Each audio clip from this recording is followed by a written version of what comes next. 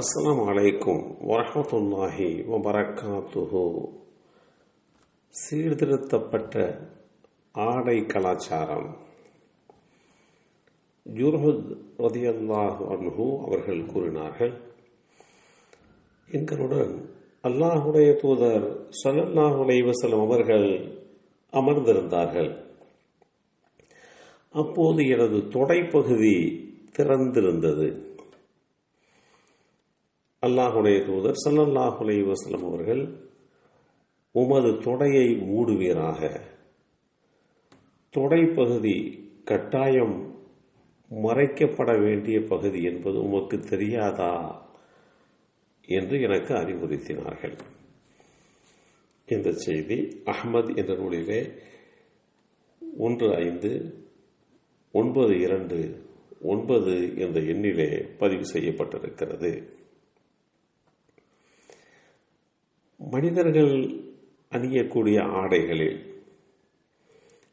அது நெறிமுறைப்படுத்தப்பட்ட வகையில் அமைந்திருக்க வேண்டும் என்பதை இஸ்லாம் மிக தெளிவாக எடுத்துச் சொல்கின்றது.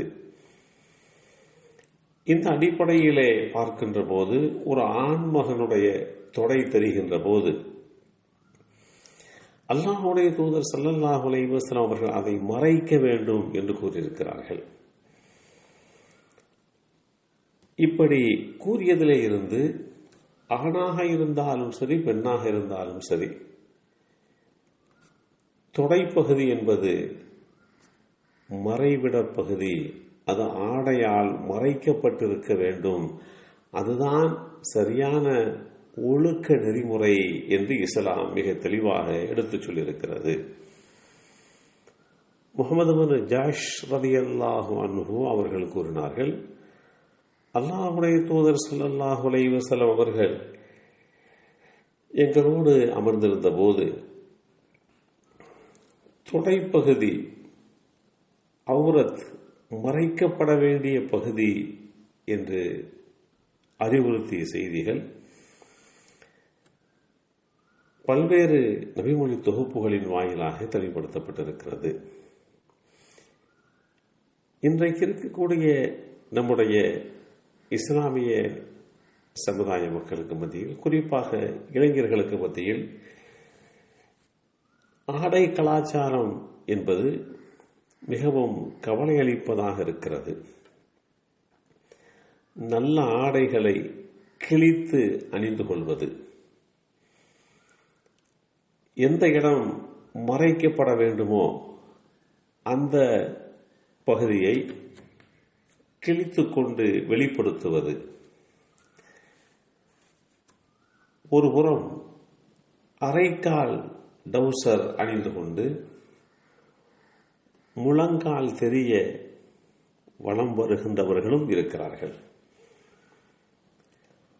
இப்படிப்பட்டவர்கள் தொழுகைக்காக வேண்டி பள்ளிவாசலுக்கு வருவதிலே கூட தயங்குவதில்லை. இது ஒரு ஒழுக்க குறைவானதே. இது தொழுகைக்கு வெளியிலேயே முறையற்ற செயல். தொழுகைக்கு இப்படி முறையற்ற முறையிலே நடந்து கொள்வது சரிதானா என்று அவர்களுக்கு அறிவுறுத்துகின்ற நிலையிலே முதியோர்கள் இருக்கிறார்கள். அல்லாஹ்வுடைய தூதர் ஸல்லல்லாஹு அலைஹி வஸல்லம் அவர்கள் அழுக்கான ஆடை அணிந்திருப்பவரை கண்டு, இவர் தன்னுடைய ஆடையை துவைத்து அணிந்து கொள்வதற்கு எந்தவிதமான பொருளாதாரத்தையும் பெற்றுக்கொள்ளவில்லையா என்று எச்சரிக்கை செய்த செய்திகளும் வரலாறுகளும் நபிமொழி தொகுப்புகளிலே இடம்பெற்றிருக்கிறது. இத்தகைய சூழல்களை அடிப்படையாக வைத்து நாம் பார்க்கின்ற போது, ஆடை விஷயத்திலே குறிப்பாக ஆண்கள், இளைஞர்கள் தங்களுடைய மறைவிட பகுதி எது முதல் எது வரைக்கும் என்பதை புரிந்து கொண்டு அவர்கள் செயல்பட வேண்டும். அல்லாஹ்வுடைய தூதர் ஸல்லல்லாஹு அலைஹி வஸல்லம் அவர்கள் இந்த விஷயத்திலே வெட்கப்பட வேண்டும், கூச்ச சுபாவம் இருக்க வேண்டும் என்றெல்லாம் நமக்கு வழிகாட்டி தந்திருக்கிறார்கள். எனவே சீர்திருத்தமான ஆடைகளை அணியக்கூடிய இளைய சமுதாயத்தை இளைஞர் சமுதாயத்தை அல்லாஹ் உருவாக்கி தந்தல் உரிவானாக. அஸ்ஸலாமு அலைக்கும் வரஹ்மத்துல்லாஹி வபரகாத்துஹு.